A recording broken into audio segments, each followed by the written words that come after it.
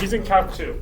So what we're going to do now is we're going to go back to the lesson. We're going to go over the lesson and we're going to come back to this problem because we could do it.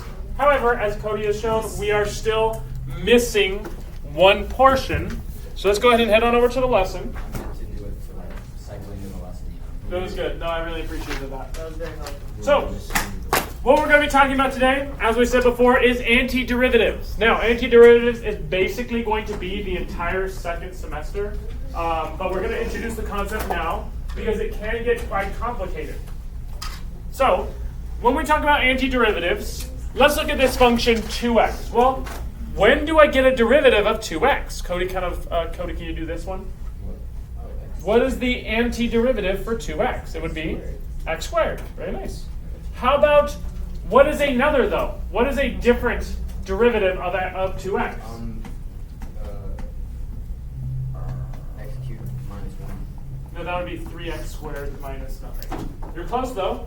We can change this to x squared plus 1, or x squared plus 2, or dot, dot, dot, dot, dot. Well, why can I do this? We do know our derivatives. Because does the last number matter? No. No, what's the only thing that matters? Your variables. So whenever you do an antiderivative, what is there always a chance for? A constant. And this is where plus c comes into case. So, functions with the same derivative will differ by a constant c. And you have to include this every single time. So if you ever take an antiderivative, you have to put plus c at the end. Okay? Now, f of x is an antiderivative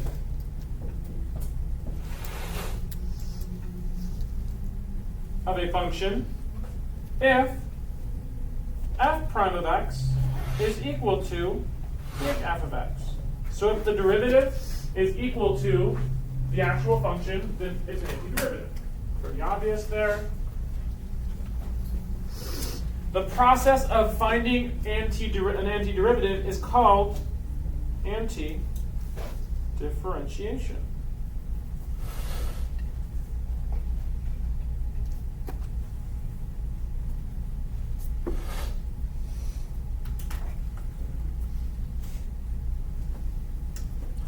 So this is where you're going to see something that is commonly used in higher level physics.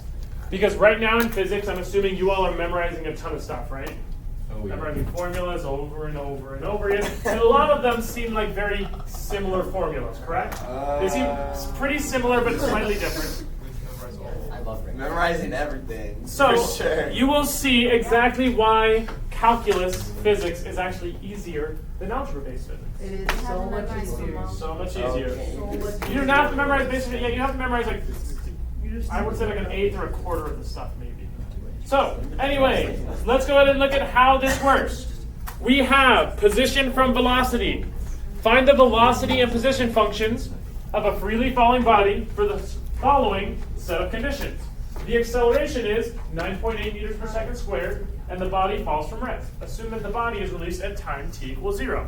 Now, do you all ever wonder, where did that acceleration function come from? Because remember, our our position function is negative 1/2 at squared plus v naught t plus h naught. So, how do we actually develop this? Well, we know what acceleration is equal to, right? We know that a of t is going to equal negative 9.8, correct? Now, if I do the derivative of the velocity function, I am going to get what? Acceleration. Therefore, if I do the antiderivative of acceleration, I'm going to get velocity. So therefore, we're going to do v of t is equal to, and whenever we do this, we're going to use what's called the reverse power rule. Okay? Now, the reverse power rule, it doesn't have a nice thing that you can necessarily do as much with as the power rule. It doesn't look as nice as the power rule, but it's basically just the opposite. So all you need to do is increase your power by 1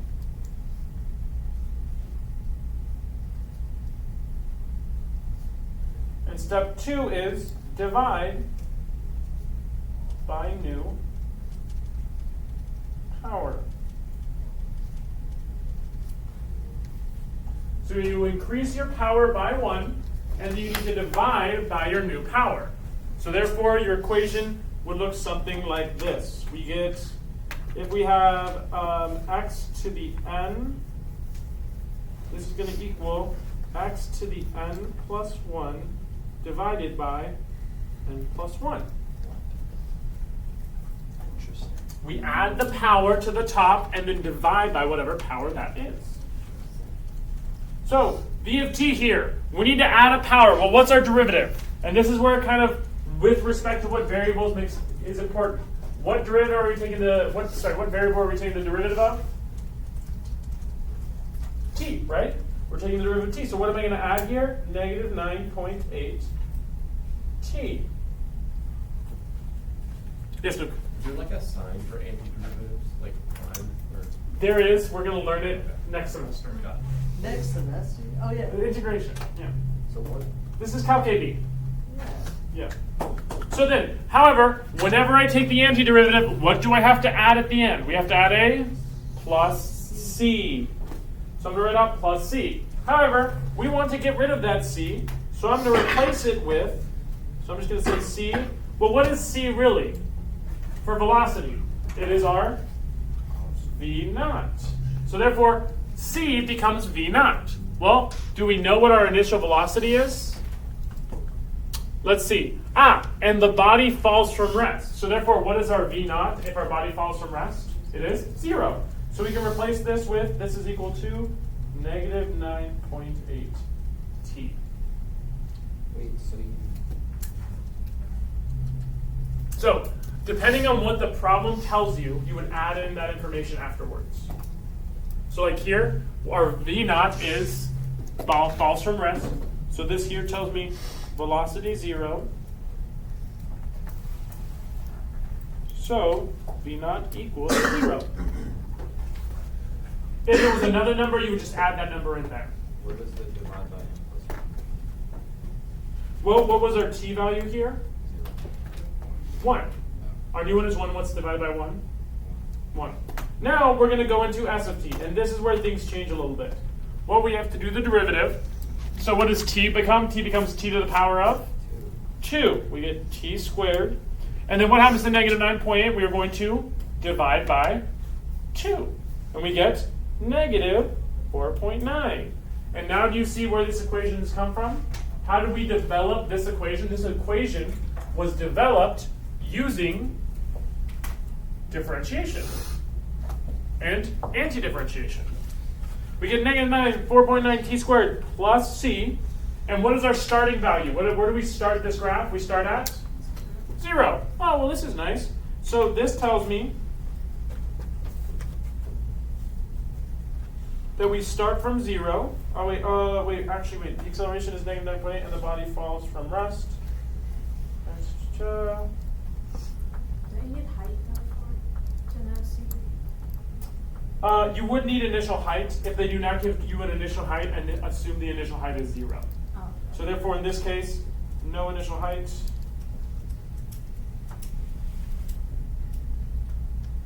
Assume 0. So therefore, s of t equals negative 4.9 t squared plus initial height, which is equal to negative 4.9 t squared, which is my final equation.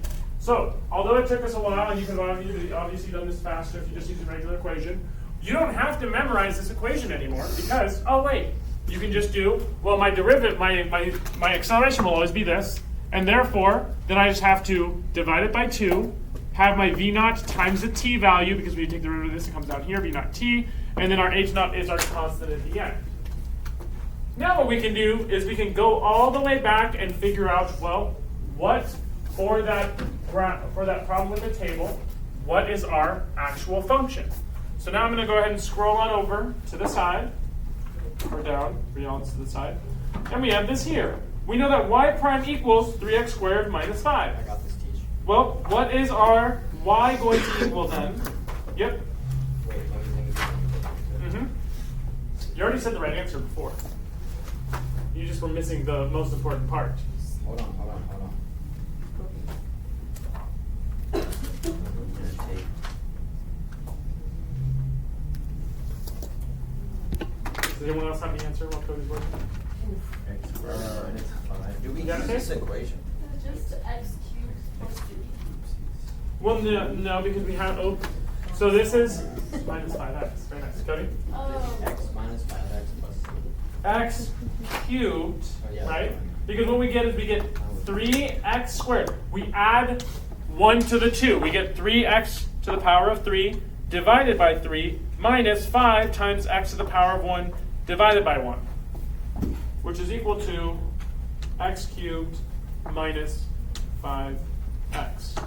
Where'd you get the x for 5x? Like, why did you just add it? Whenever we take a derivative, if you think about it, what is the derivative of 2x? We get 2. So what's the antiderivative of 2? Oh. 2x. Whenever you have any constant, you just slap a variable on. Whatever you're taking the derivative of with respect to. So if you take the derivative of x, then therefore you have to add an x. Where'd you get yours? Thank you. Where'd C go? That's where we're adding plus c now. Now we have to figure out, well, what is our value? Well, we know that here we want to find a formula that satisfies f of 0 is equal to 0. So what are we going to input for 0? What are we going to input for x? 0. So therefore we know this is equal to 0. And if I input my zeros, I'm going to get 0 cubed minus 5 times 0 plus c is equal to 0. Therefore, I get c equals 0. And thank you, Mrs. Swedlow. My equation is x cubed minus 5x. So even though we do not have that c value, I still really want you to include that c, even though we've seen that it hasn't really been popping up yet recently. It will pop up more, and you will see how and why, but adding the plus c is very important, okay? It will make next semester and Calc 2 and 3 so much easier for y'all. All right? Okay, so your homework is going to be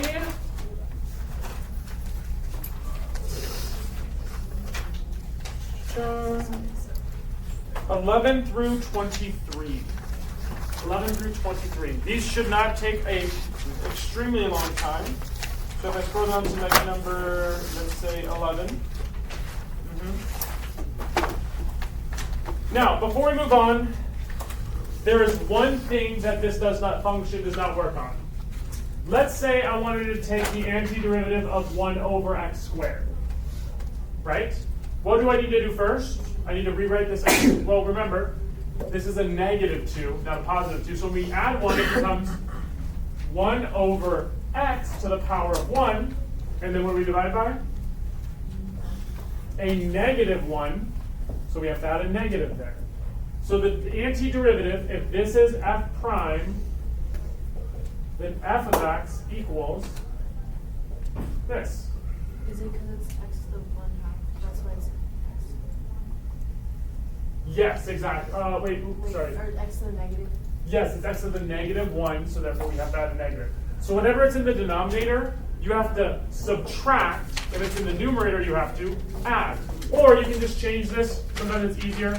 Make it look like this. Add 1. What's 1? We get x to the negative 1 times, or sorry, divided by negative 1, which equals negative x to the power of negative 1. Okay? And then finally, what if we have f prime of x is equal to 1 over x? Well, what's the derivative? What's the antiderivative to 1 over x? We would just subtract 1 here, right?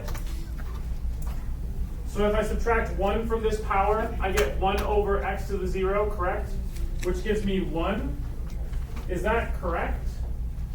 Is the antiderivative of 1 over x 1? No. I mean, that's the derivative. No, because remember, if we do 1 over x, we have power of 1. This changes to x minus 1, right? Then you add 1 to here, we get x to the 0. And actually, what are we dividing this by? 0. So, does 1 over x not have a derivative? Sorry, does that not have an antiderivative? Well, what is the derivative of the natural log of x? The natural log of x is? So therefore, what is the antiderivative of 1 over x? It is going to equal ln of x. Okay? So, for this first one, let's walk through it together. We have negative 12 over x squared. Therefore, when I do this, I'm going to rewrite this problem. Again, you don't have to do this, but you can. Negative 12x to the negative 2. Then I'm going to go ahead and take the antiderivative, add 1 up here. We get negative 12x to the negative 1, and divide by my new power, negative 1. This is going to be equal to 12 over x. And I know that p at 1, 12 over x plus c, p at 1 equals 12 over 20.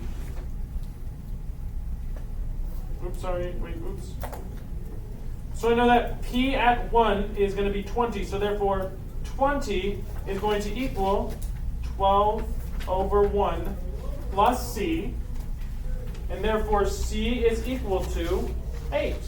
So my equation is 12 over x plus 8.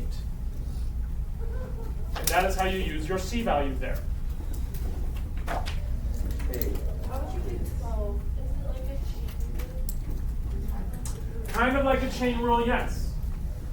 However, remember that you just have to kind of replace that with the u. What would be the derivative then, right? Because what is the derivative of x? Well, you can look at this and say, well, what's the derivative of x plus 5? The derivative of x plus 5 is 1. Therefore, when you multiply by that derivative, is there a big issue there? Do not worry, we're not going to get into extremely complicated things yet. However, for this one, try to picture, how would I get this equation here? What derivative would I need to do or take? Remember, it's a 1 over x, right? So that means it probably has to be natural log. So I'm going to go ahead and write this as the natural log of something. And what is going to go on the inside probably? X plus 5. Very nice.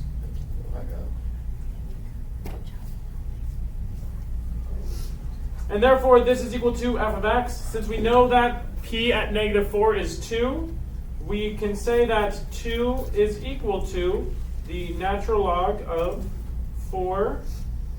I'm sorry, this is plus c. Oh, don't forget the plus c. Almost didn't put that. Negative 4 plus 5 plus c. 2 is equal to the natural log of 1 plus c. And what is the natural log of 1? E to the what power equals 1? 0. Anything to the power of 0. Anything to the power of what equals 1? 0. So therefore, we get 2 equals 0 plus c. Therefore, our equation is the natural log of x plus 5 plus 2. So the natural log of 1 is 0. The natural log of 1 is 0, yes. All right, go ahead and keep working, y'all. I'll kind of pull off to the side. If you have questions, please let me know. Sorry, I didn't know what you did here. How did you go from, sorry, I got this one. How did you go from this to 12 over x? How did you get 12? Because remember that Yeah. 12 times x minus 1 negative 1. but This then- just is saying that the x is then in you the add wrong one, add one place. to So it. this becomes Which is- 12 no, you don't minus one, over you add one. x. Okay. Oh, okay. Mr. Holm? Why? And There's then a what did funny you answer do? to What you it. meant? When you find a number derivative, you subtract one. Yeah. 1 second.